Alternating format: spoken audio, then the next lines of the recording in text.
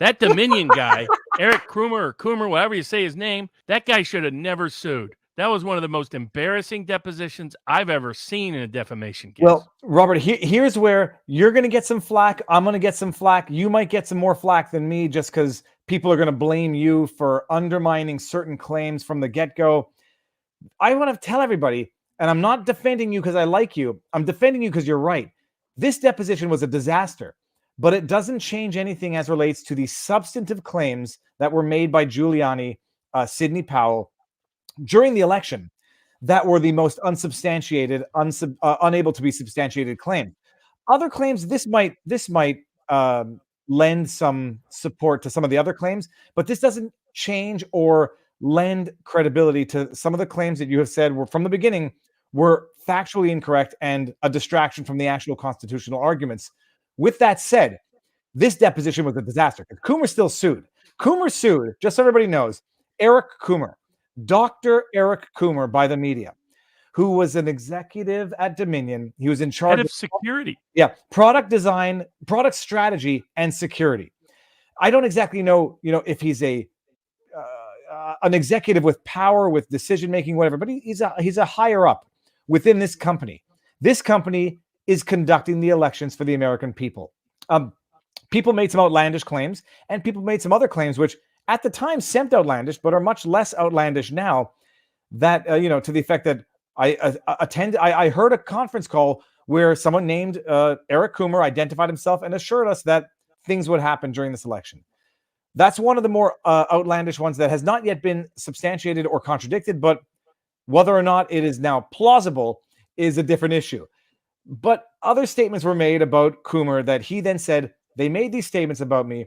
I was forced to delete my social media presence, to go into hiding. I was getting death threats because of the things Giuliani, Sidney Powell, Altman, I forget his name now, and others were saying about me. So I'm suing them for defamation. In his deposition, for anybody who didn't watch the video, watch it. It's great, but you can watch the deposition. It's how a deposition goes badly, where the individual, Coomer, basically admits he created his Facebook page in May of 2020, in response to the George Floyd incident. In the year leading up to the election, he posted things which would have been childish for a child to post, things which would have been lacking discretion for a teenager to post, a politically active teenager, let alone an executive for the election, the vote counting company. And the things were, Trump is a fascist. If you vote for him, he's an asshat. Dropping the F-bombs. If you vote for him, you're an R-word, unfriend me, yada, yada, yada. He admitted all of these things, and then he says, I deleted these posts because they were being weaponized by people who were trying to frame it in a negative way. I think I've spoken a lot, Robert, and I put a lot of words in your mouth, but, on the substance of some of the claims, what does it change in your mind? On the substance of the defamation claim, what does it change in your mind? So, it shows the value of focusing on what you can prove rather than what you can't. If people would have focused on the claims they had social media post proof of, they would have been far better off, because rather than jump down rabbit holes that didn't get anywhere. Because what in fact he basically admitted to is that a key security executive for the lead vote counting machine company in America was a raging political lunatic obsessed with having Donald Trump defeated. And, Dominion should have been reconsidering suit. Now they have their top security official admitting these ridiculous political motivated rants dedicated to defeating Donald Trump. They look terrible. No, right now, if I was a Republican in any state, I would pull Dominion's contract just based on this. You have these kind of officials in key security roles. This should never be the case. We want neutral, like what they promise people, politically neutral administration of the election machinery, not someone that is a raging lunatic running it. And that's what he was. It wasn't just that he was political. This guy was nuts. And so that no one thinks Barnes is hyping it up. It was raging. What was the word you just used, Robert? Raging lunatic? It was a raging lunatic. He was putting up videos by dead prez, as in dead presidents, and then claiming under oath he didn't know what prez meant in the context. He put up a video F America. What was it? Those F America. F America. And then he said, I still stand by my right to post that post. He might be right from a freedom of speech perspective, but bear in mind the nature of the damages. He was claiming that he was getting death threats and had to go into hiding because of the things Giuliani said about him. I might venture an argument that if he did in fact get death threats, someone just said, I'd like to see proof of the threats. It could have been, doesn't matter where the threats are coming from. If it comes as a result of what Giuliani said, Giuliani's got a problem. If it comes as a result of what Coomer himself has posted, if I find out, I would never do that, full stop. If someone who is inclined to issuing, internet threats finds those posts, they might be issuing those threats and trying to dox him because of those posts and not because of anything else anyone said. And now you have Dominion suing for defamation, saying we're losing contracts because of what Sidney Powell and Giuliani and OAN and Newsmax said. They'll lose contracts because they clearly don't vet or continue to supervise their own employees with senior positions within the firm. And given what the firm is, doing, what these guys are saying is what will cost them contracts. So I think they both blew both of their defamation suits.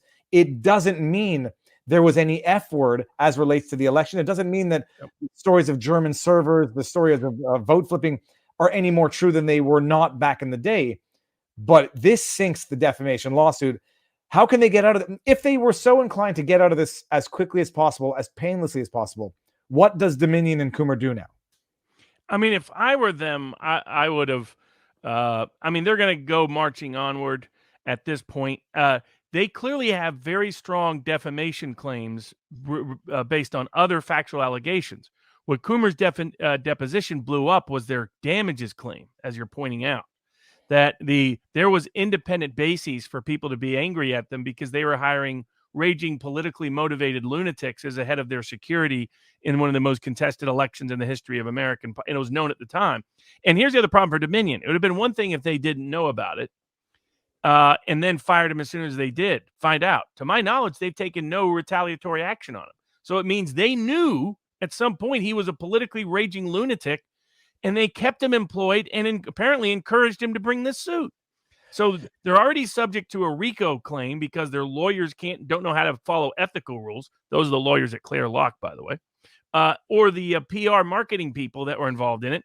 And now they brought a suit where their lead security guy admits under oath that every crazy thing you could have. Originally, when I heard those posts, he posted those, I assumed that too couldn't be true because it was so insane.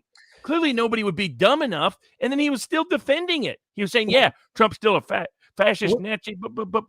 Within the year of the election, and by the way, it's so glorious because Coomer not only, he put up the posts, he deletes them the week after the election when people discover them.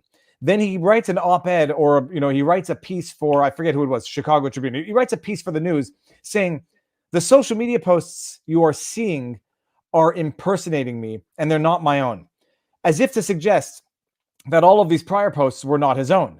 In deposition, he says, "Oh, when I said that, I just meant that because I had suspended my accounts were suspended. I had deleted the post. I meant current accounts pretending to be me were impersonating me." And he was grilled on this. He's like, "Do you not think it sounded like you were implying that all the previous posts that were just being unearthed and that you just deleted were also impersonated?" He's like, "Yeah, I guess I could have phrased it better." So you have the guy then admitting he deleted the posts, then he misled as to whether or not he was the author of the posts, and then finally under oath he comes out and says, "Yeah, I did it, and I do it again," verbatim. Exactly, and the Dominion has done nothing to me because of this. Right at this point, Dominion still has strong facts, but they have very weak damages. The only thing that they're going to survive on is biased judges and biased juries because of where they've sued. That's it. Yeah, that's all they got going for them. I think the defamation case is over. The problem is people want this to justify or serve as evidence to other stuff, which it doesn't. It just means this company is very biased, at the very least has a very biased employee, borderline deranged, has no quality control on that employee. The question is whether or not Coomer could have even done what it is that it was alleged they did.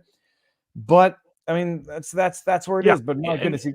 There's still, again, no basis, in my view, because Richard Barris and I looked at it, for blaming the machines for the outcome of the election.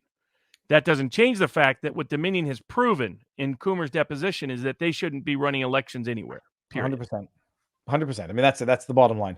All right, and it was fun and frustrating to listen to, and yeah, it was not. Yeah, I listened to it at 2x or 1.5, and it was a little difficult to hear, but my goodness, gems in there, and it was how to conduct an examination. The lawyer was calm, and the other lawyer objecting. He's like, "Are you actually asking my client if he believes F America?" He's like, "Yeah, you're damn right. I'm asking him that." And the guy says, "Yeah, I do. I would do it again."